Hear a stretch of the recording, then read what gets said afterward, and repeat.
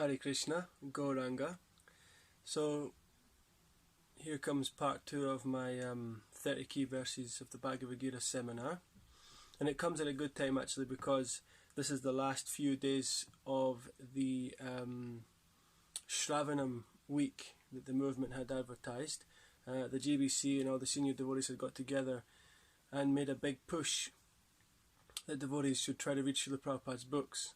I've been listening to lectures by His Grace Keshavananda Prabhu, who's a brahmachari from Delhi, and quite amazing speaker. I highly recommend. And he was saying that's the one thing that you won't hear anybody ask you. They'll say, how's your health? You know, are you doing service? You know, maybe if you're a grihastha, what's your job, blah, blah, blah, blah, blah. But no one ever asks you, how you're reading. How's your reading, Prabhu? You know, very rarely do you hear that. How's your japa? How's your reading? You know. So this is a very important concept that we have to stick to. Another one of the kind of unofficial vows that we took to Srila Prabhupada in the movement is to read Prabhupada's books. So hopefully this overview of the Bhagavad Gita 30 key verses will be one of the methods that we can use for the last 2 more days of the Shravanam week. And of course, then going forward from there, let's go deep into Prabhupada's books and all the other books that we're into reading as well. So here we go with chapter 2, verse 13. And obviously the other day we did 2:12, and I suppose I can say that the quick reminder of that one was Natvivaham Jatuna Samnatvam Namejanadipa Nachaiva Nabhavishyamas Sarve Vayamataparam. Never was there a time when I did not exist, nor you nor all these kings, nor in the future shall any of us cease to be.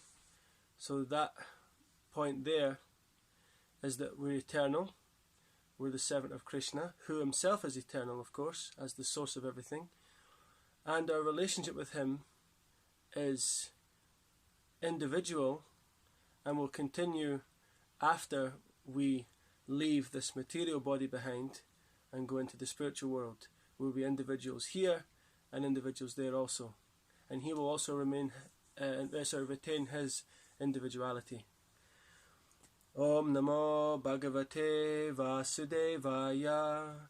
Om Namo Bhagavate Vasudevaya. Om Namo Bhagavate Vasudevaya. Dehinosmin yata dehe Kaumaram Yovanam Jara Tata Dehantara Praptir Dhiras Tatra Namuhyate. As the embodied soul continually passes in this body from boyhood to youth to old age, the soul similarly passes into another body at death. A sober person is not bewildered by such a change. Purport by His Divine Grace Srila Prabhupada Ki Jai. And as before, I'll try to somehow elaborate something on the points made by Srila Prabhupada, and hopefully we can break something down out of this wonderful purport. Since every living entity is an individual soul, each is changing his body every moment, manifesting sometimes as a child, sometimes as a youth, and sometimes as an old man. Yet the same spirit soul is there and does not undergo any change. So here we go, straight off the bat. We've said that we're eternal. Krishna is eternal in the previous verse. All the living entities are ultimately eternal, but they have a material body which breaks down. We can see that the body's getting older. So what's happening there? Spiritual is eternal, material is temporary. The body is just a vehicle, but the driver of the vehicle is important, outside the body and inside the body. Outside the car, the driver is still important. Inside the car, the driver is important. The car is not important. We do have to maintain the car, put some oil, give it a wash, put some fuel in it as well, check the window wipers, so on and so forth. We have to do all those things, maybe give it some spray to make it smell nice. We have to look after it, pay the MOT, car tax, road tax, whatever it is, We have to do all those things, but ultimately we shouldn't attach ourselves to the bodily concept of life. And the other thing here is, a key thing to take into consideration, is what is Krishna consciousness? Krishna consciousness is not a philosophy or a religion, it's a science. Prabhupada always maintained that point. It's not Hinduism, Judaism, Islam, Christianity, so on and so forth. It's a science of Krishna consciousness. Why? Because we're talking about the body. We're saying you were a child, you had a baby's body, then a toddler, then like a kid, then a teenager, then a youthful young man, young girl, then a woman, then an old woman, the old man, and then you pass away, and again your soul goes off according to your desires and intentions and takes up another material body. That's the science. That which has been travelling constantly throughout these changes is the soul, whereas that body has been growing and then crumbling. That's science. It's not religion. It's not philosophy. So this is a key point to understand about the Bhagavad-Gita, is it's this supreme science was thus received through chains of the cyclic succession. This verse will come later in the Bhagavad-Gita, another one of the 30 key verses, that this is a supreme science, not a supreme religion or a supreme philosophy or a supreme culture. It's a supreme science, which means we approach it in that way, that we're accepting it, that we can practically see it, and we accept it with the faith, So, yet the same spirit soul is there and does not undergo any change. This individual soul finally changes the body at death and transmigrates to another body, and since it is sure to have another body in the next birth, either material or spiritual, there was no cause for lamentation by Arjuna on account of death, neither for Bhishma nor for Drona, for whom he was so much concerned. So this is obviously kind of going back to previous points at the start of the Bhagavad Gita, the whole first chapter. I think I've talked about this in another class, where Arjuna is making such wonderful arguments, presenting such bona fide arguments, but still he's kind of attached to his family and his body and his setup, And one verse here at the start of chapter 2 says, Kutas tvakasmalamidam vishame samupashtitam anaya justam ashvargyam akirti karam Arjuna. The Supreme Person of God said, my dear Arjuna, how have these impurities come upon you? They are not at all befitting a man who knows the value of life. So the value of life is the value of the real self, that we're eternal. So yes, of course, we know that it's sad, that there is death, and we will lose our cherished ones, loved ones, people we've built up relationships with. But in the spiritual sense, when we know that, especially if they've perfected their spiritual life, my God, it's joyful. They're going back to Godhead. They've wrapped it up, Sometimes it may seem sometimes it may be that doesn't happen, and then we know that, okay, they're taking another birth again, or if they've not put any good steps on the Krishna conscious path, then maybe there's a little bit more cause for concern. But either way, we've known them for some time, 10 years, 20 years, 30 years, if you live long enough, 100 years, but they're just another family member in another lifetime. If you remember, I mentioned this point about Chitraketu's lamentation, and in that chapter of the Bhagavatam, this was the point that the king ran to embrace his son who was resurrected, and the son said, which father are you? I've had millions of fathers, So this lamentation is on the bodily platform. And it's not a bad thing, but it's just to understand that our purpose in Krishna consciousness is the spiritual, to connect to the real self, not to be on the bodily platform, or to put too much emphasis on the bodily conception. Yet the same, I read that bit, sorry, and rather he should rejoice for their changing bodies from old to new ones, thereby rejuvenating their energy. Such changes of body account for varieties of enjoyment or suffering according to one's work in life. So here's this concept of karma again, that we will take the body in our next life according to our works, our actions in this life. Again, simple science. What you do now defines the next steps. And it's like that in everything in life. You can measure that. you can see that if you, for example, if you're a student, you study really hard, you work at your exams, you attend all your classes, you take good notes, you work and discuss with your other classmates or colleagues or whatever, depending what age you are, and then you put the time in, and then you can't guarantee you'll get the result. It may be that some people are more clever or less clever, whatever it is, but realistically speaking, you put your good effort in, there will be more likely some better result on average in the future. So you'll reap what you sow in that sense. And it's the same thing if you're an athlete. You put the practice in, you keep shooting the basketball, you keep dribbling the football, scoring goals, running up and down, doing your leg stretches, building your arms up, swimming up lengths of the pool, whatever it is. If you put the effort in, some result will come. You may get a faster time, you may score more goals, you may, whatever it is. Oh, you may not. According to karma, you may not, but the idea is, generally speaking, you put the effort in life, and some result will come, according to karma, So, but we want to build up a bank account for spiritual life, because that spiritual bank account will be the only thing that will save us if, God forbid, we ever end up in another material body.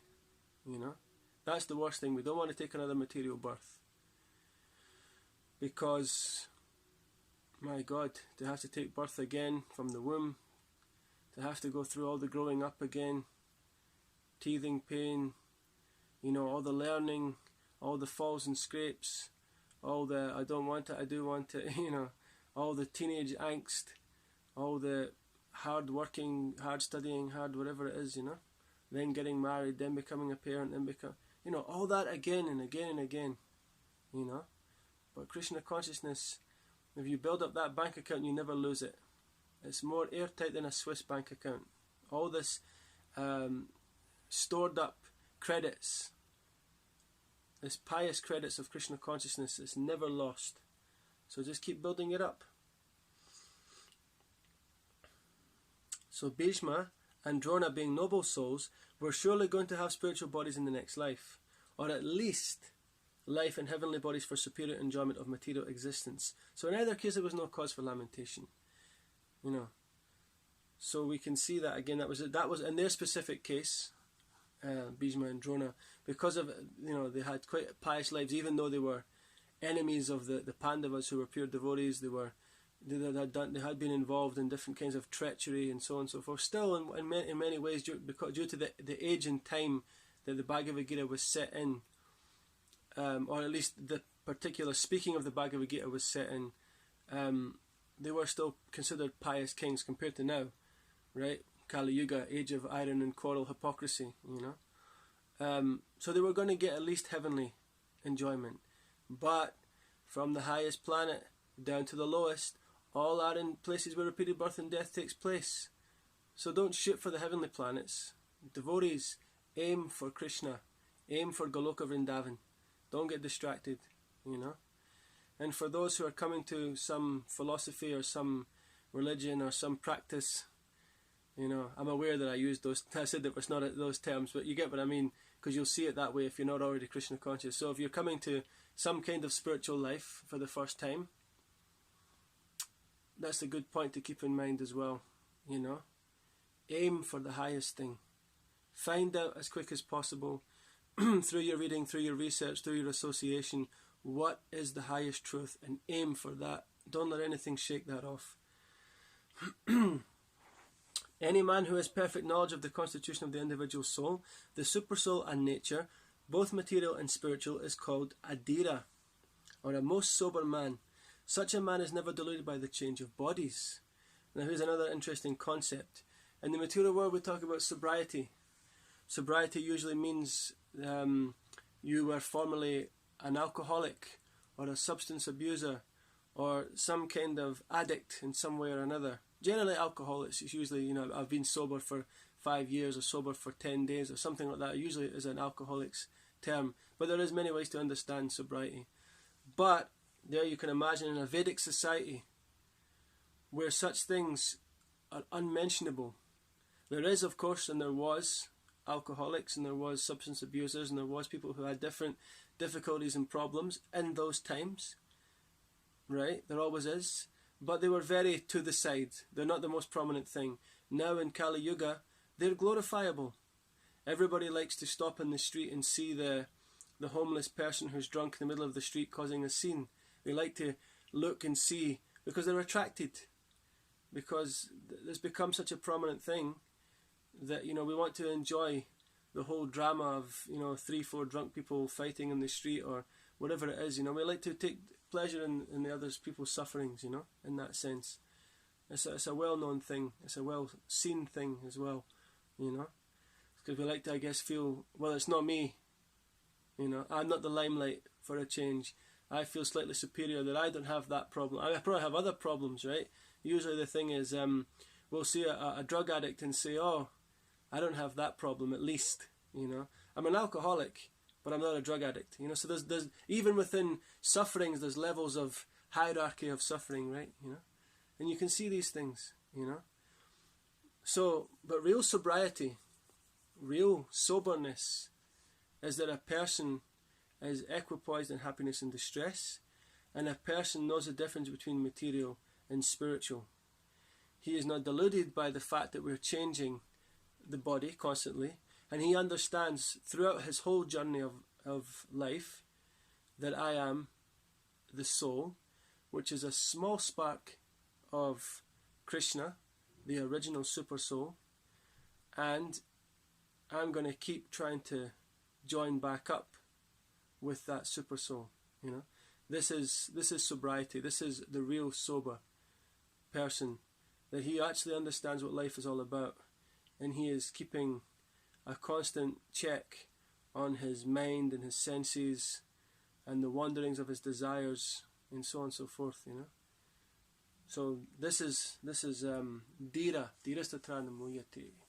And then the next part goes on to say here a little bit about the Mayavad theory again.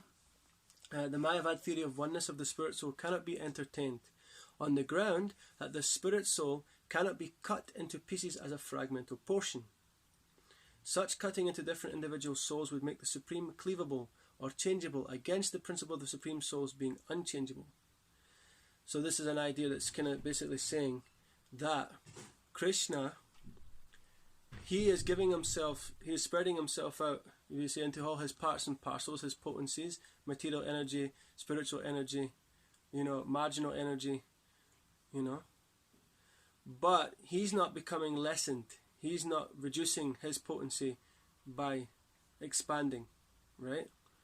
Generally speaking, I suppose you can say that there's something to say, the saying that, you can give yourself too much or you can overstretch yourself. There's no overstretching for Krishna. The whole entire material universe is only a small portion of the greater potency of Krishna, and this material universe is just being maintained by his energies. He's not putting any thought to it. He's not sitting there working away hard. He's in Goloka Vrindavan as a cowherd boy, playing his flute and enchanting the hearts of the devotees. Vishnu is there maintaining the universes, and then the expansions are doing their bit, and then the demigods are doing their different jobs. They're the ones that are working hard, if anything, They're administrators in that sense. But Krishna's not having to stretch himself, So that's a key thing to understand. And he's not losing his potency. When he multitasks, he's not losing his focus. He's not getting stressed out thinking, oh my God, I've got 9 billion, or whatever it is nowadays, 6-7 billion living entities on Earth. Just to use Earth as an example, you imagine that we're talking about 8,400,000 species of life across all the universe. He's just, even if you just took it as Earth and said, oh, there's 7 billion, 8 billion people, my God, I can't keep up with all their desire. No, he's not stretched, and he's not halved or reduced in any way by being the super soul in all their hearts, and so on and so forth. So this is the point, Krishna is eternally the Supreme Person of Godhead.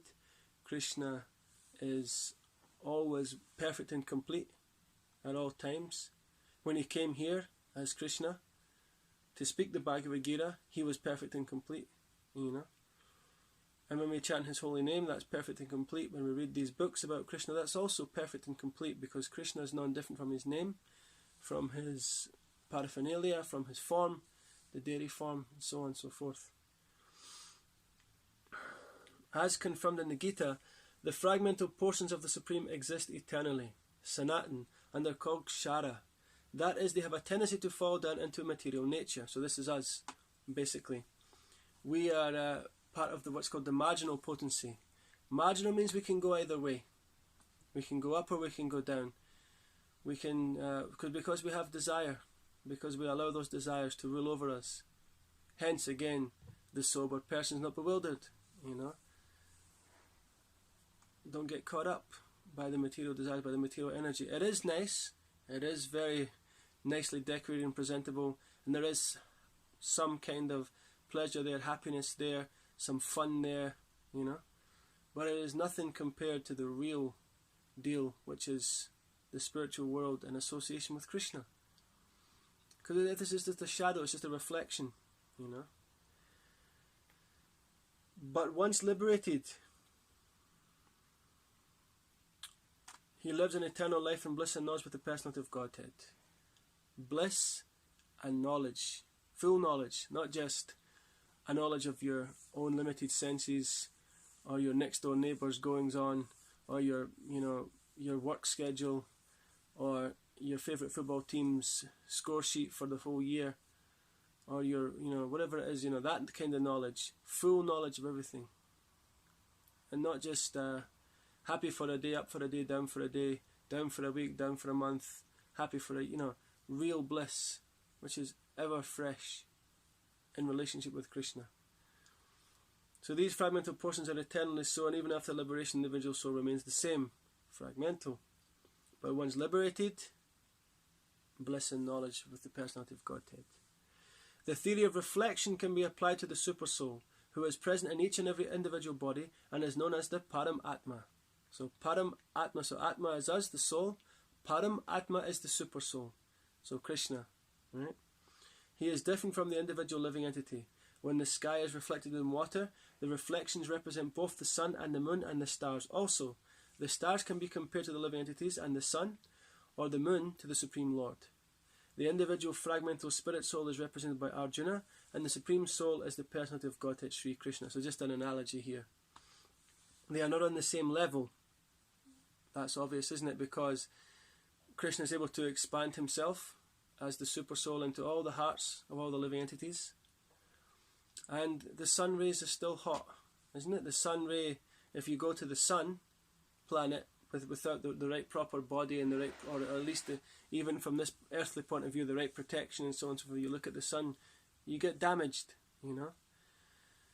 But the sun rays themselves are still quite hot, but they're not as potent as the sun itself. You can stand in the sun, certain body types, can stand in the sun for a little bit and get some sunburn, some suntan. Some can take it better than others. They live in hot countries. But if you have to go into either, all of them, if they're going to the sun planet itself, forget it, you're gone, burned up, So Krishna is like that. The sun is fully potent, and the fragments, they're slightly potent, but lesser degrees, always lesser. An example again, the purity level. The sun can dry up all kinds of, fluids and stuff. If someone, for example, passes urine on the ground, gross example, but it's relevant. The sun will soak it up. It'll just be dried up and it'll be gone. Can't do that. We can't do that. We don't have any capacity within ourselves to clear up any mess like that. So that's the thing. But the sun doesn't become impacted by that. So that's the idea. Whereas if I suppose the point is we get down, try to clean it, we get contaminated. The sun doesn't get contaminated. This is the thing. So Krishna can do all these things and he doesn't become affected. Whereas we get affected. Marginal potency, up or down, left or right, always swinging, always moving, And so it says that this will be apparent in the beginning of the 4th chapter. So we can wait for that cliffhanger, when we get to that part. If Arjuna is on the same level with Krishna and Krishna is not superior to Arjuna, then the relationship of instructor and instructed becomes meaningless.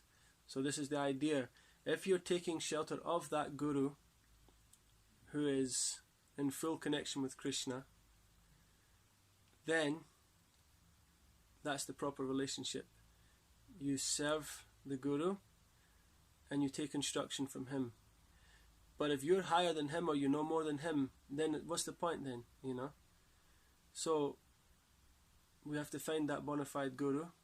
We have to find that person who we know has got more knowledge than us, who we know who can guide us out, and then we follow them, we give them everything we've got, and of course here you can see that is the perfect relationship between Arjuna and Krishna, is that Krishna is the Supreme Person of Godhead, and Arjuna has went to him with full surrender, and he's taking the instruction, and what better person, to follow than God himself. If both of them are deluded by the illusory energy, Maya, then there is no need of one being the instructed and the other the instructed. Blind leading the blind, right? If the blind man's trying to take another blind man across the street, they're going to end up in a mess. So one has to know the route, and the other has to follow to get out. Such instruction would be useless because in the clutches of Maya, no one can be authoritative instructor. Under the circumstances, it is admitted that Lord Krishna is the Supreme Lord, superior in position to the living entity, who is a forgetful soul deluded by Maya. That sends the purport by Srila Prabhupada Ki Jai.